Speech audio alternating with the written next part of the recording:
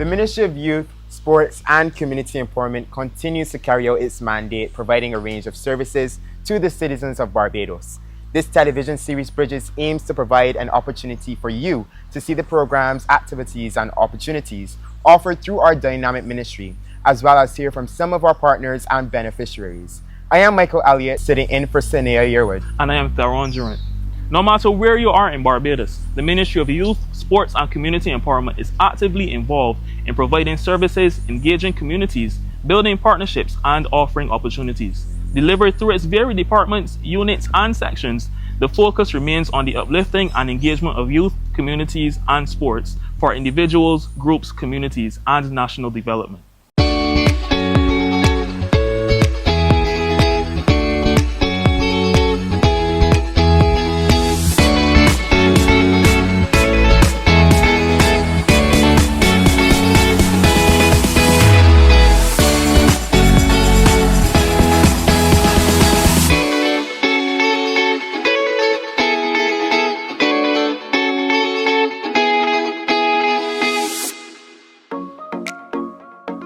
We are on location this week at the St. George Secondary School, where we will be taking a look at the St. George Secondary School's Spirit of the Lions program, an initiative supported by the Community Independent Celebration Secretariat.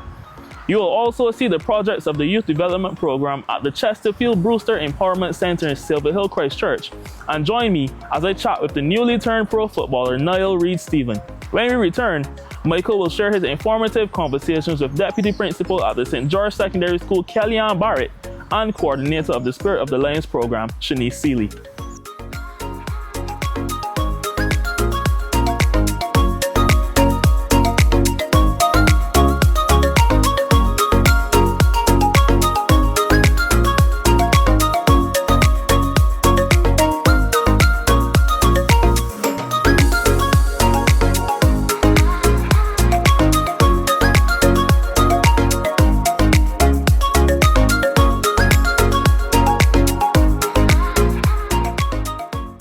We are currently here at the St. George Secondary School, home of the Lions. And with me, I have Miss Shanice Seeley, teacher at the St. George Secondary School and coordinator for the Spirit of the Lions program, and Miss Kellyanne Barrett, deputy principal at the St. George Secondary School. So ladies, what activities or milestones have taken place since the launch of this program? Well, thus far, the students would have participated in public speaking sessions, workshops, and that was facilitated by Mr. Anton Williams. They also attended the Workman's Primary School, where they participated in a reading day activity that was very exciting. In addition to that, we visited the Cornerstone Senior Citizen Home, and that is located in Borden Hall, Christchurch, and that was a day to remember. So what you can say is that these students are taking part in service and giving back. That is nice to hear. So since the launch in November, have you seen any changes or progress in the students since then? Yes, indeed. We've seen so many positive gains in our students and their personal development. Gone are the days that these students would be so timid. They're now more assertive, they're bold, they're very confident in themselves. Their communication skills have improved as it pertains to their interaction with their peers, even with their teachers. And it really is exciting to see these changes in these students as the program progresses. So what you would say to me is that this program was a necessity and it was needed for these students to feel that sense of belonging and so that they can progress with their personal lives. Yes, indeed. It's a program that has really motivated them and shown them that they're just as good as anyone else. So we'll hear from a facilitator's point of view and an admin's point of view right after this break. I am currently here with Miss Kellyanne Barrett, Deputy Principal of the St. George Secondary School. So tell me, what has this Spirit of the Lions program meant for the school? The program has provided a very good opportunity for our students to be exposed to several skills, several personal and social skills, which would allow for their development. And we're indeed proud because many programs, sometimes we have to look on the outside, but this is homegrown. From an educational leadership perspective, have you seen any changes from the students within or outside of the classrooms? Indeed, many of our students have shown so many positive traits in terms of their presentations, their demeanor, the way that they speak, their communication skills have improved, their problem solving skills, how they're interacting with their peers. So we're seeing so many positive changes in them. How have the teachers and staff responded to the presence of the program being on campus? Staff have been fully supportive of the program, whether it is as simple as ensuring that students are at their various activities.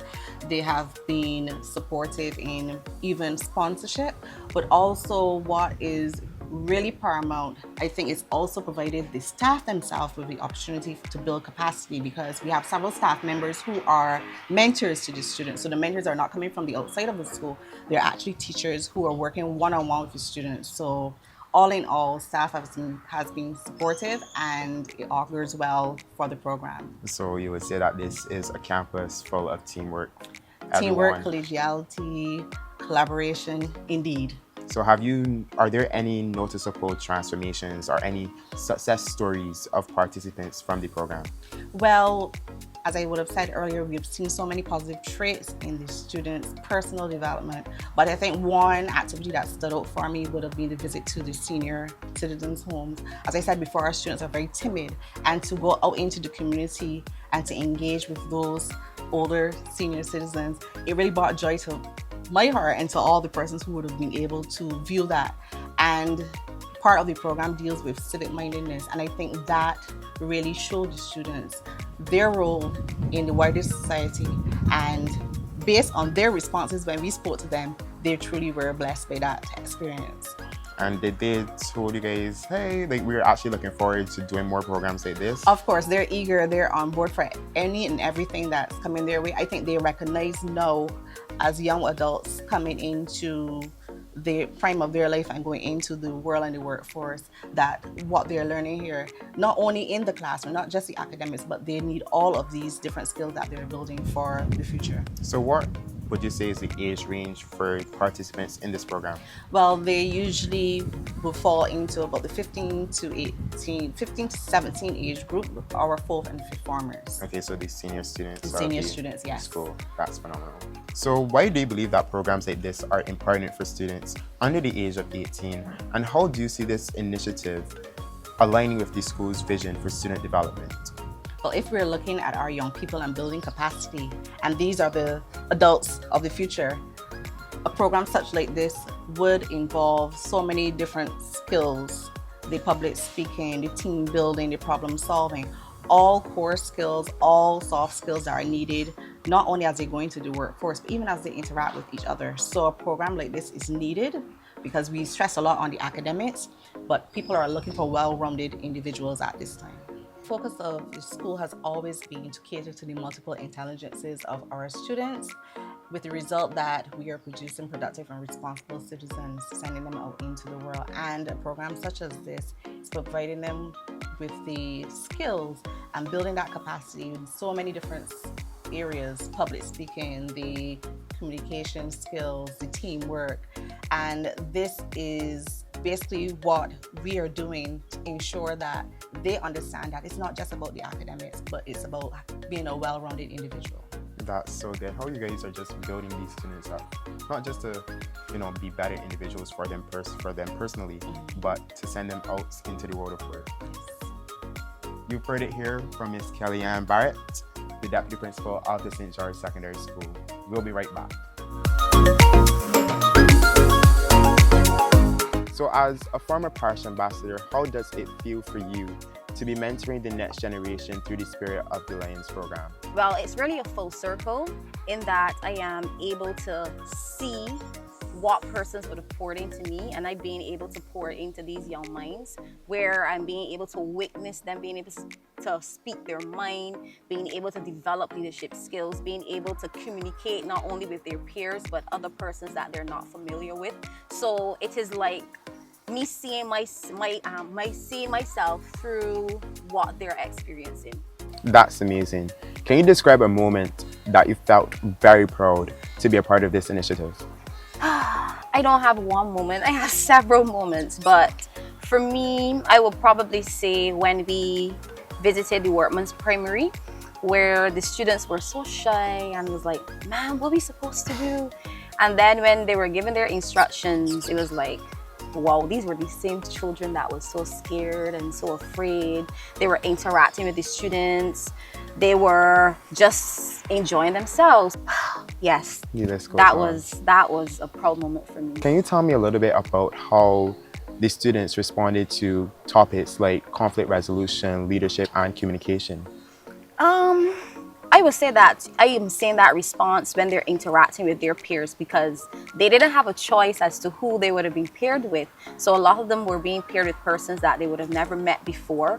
A lot of them are being paired with persons that have opposite personalities to them. So they're taking this information that they're learning from their workshops and being able to work with these new personalities, because as I say to them, when you go into the workforce, you don't know who you're going to come into contact with, and you have to be able to work with everybody. You have to be able to respect persons' views even though they're not within the same line as to what you respect. So from that perspective, I would say that they're responding pretty well, and I've definitely seen a growth within how they're interacting with each other. What would you say to other schools or teachers who are interested in bringing this program to their students?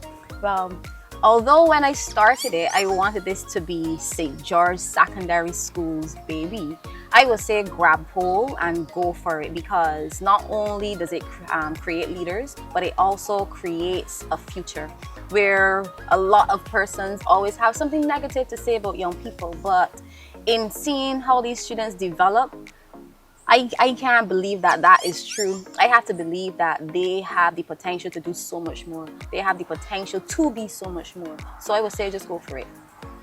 Okay, so I know this is going to be quite a heavy task for you to do, because you sound so proud of this initiative and so proud of this program. If you can describe this group of young lions in one word, what word would that be and why? I would say unstoppable. And unstoppable because I think that they can do anything they put their mind to, and they are just as good as anybody else. That's amazing. That's it from Shani Seeley, and we'll be right back after this break.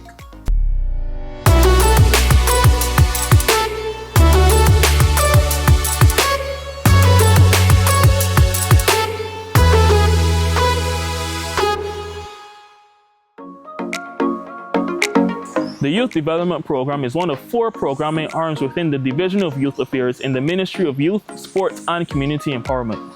Serving its Barbadian youth for some 30 years, the division has delivered unending programs, activities, and services to Barbadian youth.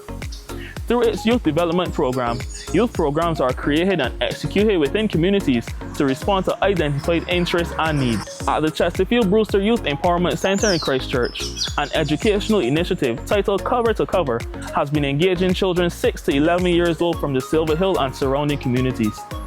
Tutor Sharon Campbell has been with the program from inception. My name is Sharon Campbell. I am the facilitator for the Cover to Cover reading program, which is held for 10 weeks at the Chesterfield Brewster Youth Empowerment Community Center located in Silver Hill. Cover to Cover program started 3 years ago when we noticed that there were some students in the community who had some reading deficits, and in speaking with Mr. Linton just said submit a proposal and we'll see what we can do. So hence the program got started there. The program would have started with 14 students in the first year. Second year we had 16 to 17, and in this present year, we had doubled our numbers to 28. The objective of the program is to try to help those children in the community who we find to be at risk. Not all of them who attend the program have reading challenges, but once parents see something that can benefit their children, they will take an interest and they'll send their children. So we have tried to help those children who we see the need, and we try to push the basics of things because when people hear a reading program, they think the children come to sit down and listen to us reading or they're reading.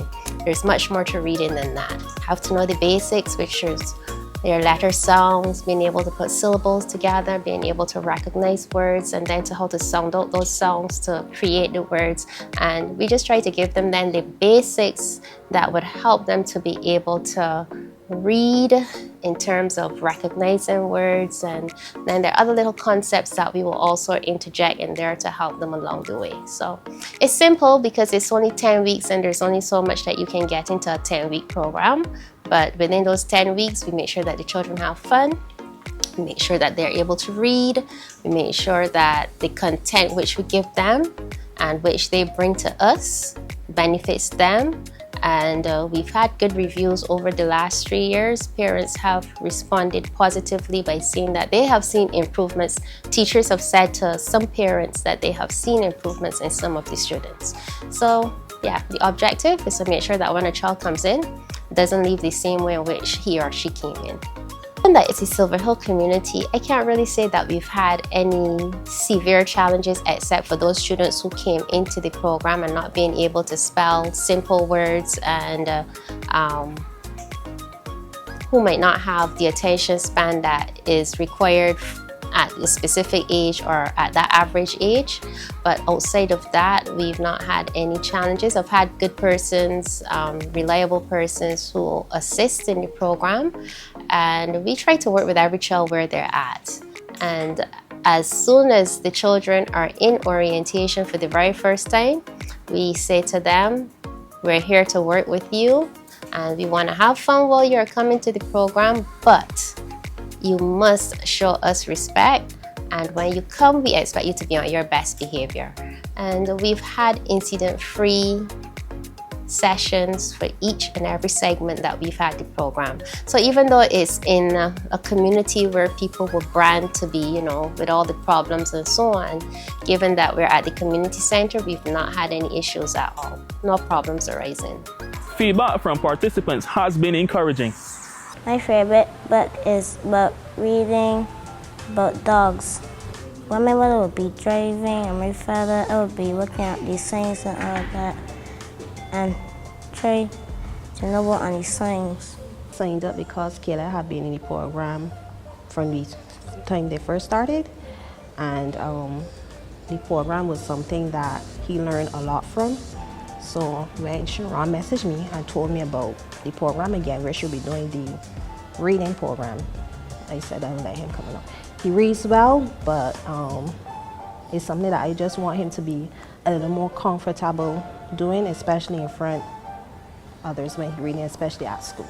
With Caleb, if he gets in front of someone, he starts to get a bit nervous, especially with reading, and it sounds like he starts to speak fast, and it makes it sound like he's stammering. He's not stammering, just he gets nervous when he starts. So this here helps him to like calm down, and it helps him to like form his words a little more better, and it encourages him to express himself a little more while he's reading. That's really one of the reasons why I let him come at the program, because you know, children when they read and they read what they see. They don't read with a little expression. So that's why I encourage him to come at the program.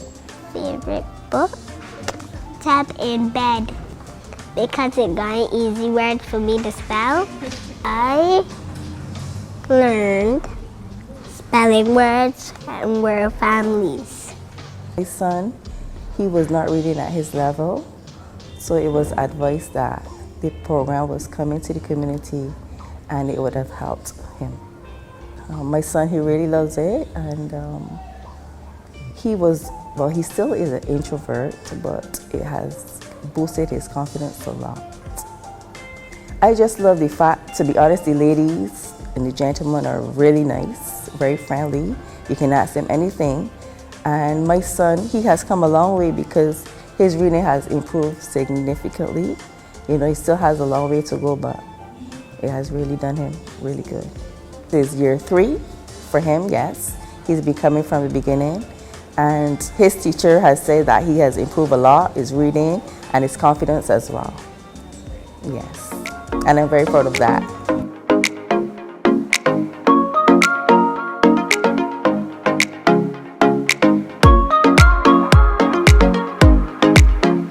You know, they say reading is knowledge and knowledge is power. And to every child, I will say, every book is not going to be interesting, but there must be some book out there that you can find that you will enjoy reading. There are books like Dr. Seuss, Enid Blyton. You have fiction, and then there are detectives, and reading is fun. Reading can be fun. And I would say to parents, most of all, model reading for your child. Because then when they see you reading, it encourages them to take up a book and read. You don't only have to read. There are word searches that you can do, and there are word finds that you can do, which will help develop vocabulary as well, give you that encouragement that you need to take your reading and your knowledge of words to another level. To any child who is watching or who is seeing, take up a book. Read that book, start at the front page and see who the authors are. And the author could be anyone just like you or I. And they took time to write a story that you can interact with, that you can read and that you can enjoy. And when you read it, you will be surprised at the things that you can learn that can take you God knows where. You can probably decide that you might one day want to be a journalist. And if you want to be a journalist, you need to be able to read fluently. You need to be able to understand the words that you're seeing in front of you. If you want to be an athlete, you still need to know how to read and how to speak, because you have to study. Whatever you do in this life, you will be interacting with books and you will be interacting with words. And that's where it all starts, by knowing your words, by reading a book, because it can give you some kind of knowledge as to where you might want to go in life. We can see that this program continues to positively impact the lives of the children and their parents. Celebrating the achievements of our young people is very important. Coming up very soon will be the 2025 National Youth Awards. We encourage you to stay connected to all media, including the socials and websites of the ministry, for details of the categories and how to nominate young people for the awards. In next week's program, we will dedicate some time to explore the National Youth Awards and why you should ensure that notable, active, engaging young people and organizations should be nominated. This is an excellent way to show support and celebrate our youth and youth organizations. Barbados, it's time for the 2025 National Youth Awards, Sunday, June 15th at the Frank Collymore Hall. 13 unique categories honoring young individuals and youth-led organizations doing extraordinary work. Scan the QR code, click the link in our bio on Instagram or Facebook, or you can visit our website at www.youthAffairs.gov.bb for full details. Let us celebrate Barbadian youth who are making a difference. Our dreamers, creators, innovators, doers, leaders of tomorrow. Nominate now! Deadline for submissions, May 23rd, 2025. Staying with the celebrations and extending from last week's focus on sports at the I Am conference, Theron got the opportunity to speak with young footballer Niall Reid-Stephen, who left Barbados to start his professional career with Georgia Tech FC on January 20th, 2025. Hey guys, just back here, letting you know how it's going so far. First couple of days training has been very, very, very cool. Other than that, the weather is pretty okay now. Played 4 games already. Loving it, to be honest. And then I still can't believe I scored my first professional goal the last 2 games. Very thankful for it. Can't really get more. Meeting and speaking with Niall Reid-Stephen was indeed quite different to seeing him on the field in action. I found out that this young man was a humble person of few words. I've been signing for South Georgia Tormentor FC, and what ultimately helped you to make the decision to sign for them? When I first got there, they welcomed me. I really like it, and training with them like a month ago really showed me that I really want to be here. Okay, so in terms of having trained with them and what you would have seen when you went here, how do you think that you would fit into their setup? To be honest, it's just different. The coach always tell me they wanted a player that's more dynamic, so I feel like it fit that role. You have been in prolific form last year for the national team. You were even named in the best 11 for the CONCACAF Nations League. And then more recently, you were part of the UV side that won the Prime Minister's Cup. Do you think that it was just a matter of time before you got it? You got here? I would say so, yeah. Basically, it's just hard work, to be honest. You know, you're no stranger to playing in the States. You would have played for the Florida Gulf Coast University and Chicago State University. Yes. Also featuring for Appalachian FC and Asheville City. Yes. So what's different now that you signed for Tormentor? I won't say name different, to be honest.